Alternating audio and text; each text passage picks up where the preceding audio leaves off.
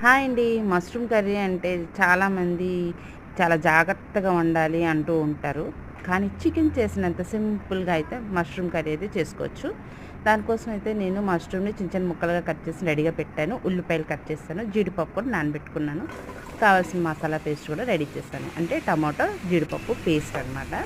ముందైతే కొంచెం ఆయిల్ వేసుకొని, పసుపు వేసుకొని, కొంచెం ఉప్పు కూడా వేసుకొని ఈ నూట్లోని కొంచెం మష్రూమ్‌ని కొంచెం బాగా ఫ్రై చేసుకోవాలి. ఇలా ఫ్రై చేయడం వల్ల ఇలా వేసి ఫ్రై చేయడం వల్ల కొంచెం వాటర్ అనేది బాగా వస్తుందనమాట. ఈ వాటర్ అంతా ఇంకిపోయినంత వరకు ఫ్రై చేసుకొని కర్రీ వండుకుంటే కర్రీ చాలా బాగుంటుందండి. ఇలా చేస్తేనే కర్రీ బాగుంటుంది. డైరెక్ట్‌గా మసాలాల్లోని మష్రూమ్ వేసేస్తే ఫ్రై చేస్తే ఏం బాగోదనమాట. ఇలా ఫ్రై చేసి పక్కన పెట్టుకున్న దాన్ని ఉల్లిపాయలు ముక్కలు వేసుకొని బాగా ఫ్రై చేసుకోవాలి. కొంచెం కలర్ వచ్చినంత వరకు ఫ్రై చేస్తే గ్రేవీ వండేటప్పుడు టేస్ట్ చాలా బాగా వస్తుంది. ఉల్లిపాయ పేస్ట్ కన్నా ఉల్లిపాయ ముక్కలు వేసుకొని ఫ్రై చేసుకుంటేనే బాగుంటుంది కర్రీకి. ఆ తర్వాత అల్లం వెల్లుల్లి పేస్ట్ వేసాను.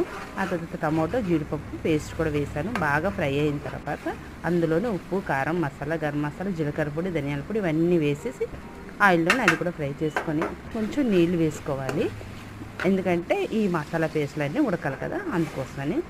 మష్రూమ్ అయితే ఆల్రెడీ ఉడికిపోయింది, టెన్షన్ పడవసరం లేదు. నీళ్ళు మరిగిన తర్వాత ఈ మష్రూమ్ ముక్కలు, జీడిపప్పు కూడా వేసుకొని గ్రేవీ అనేది మనం ఎంత కావాలో దాన్ని బట్టి చూసుకొని కర్రీ దించేసుకుంటే కొత్తిమీర, కసూరి మేతి ఉంటే వేసుకోండి. టేస్ట్ అనేది సూపర్గా ఉంటుంది. ఈ మష్రూము, జీడిపప్పు కర్రీ వీడియో నచ్చితే లైక్ చేసి సబ్స్క్రైబ్ చేసుకోండి.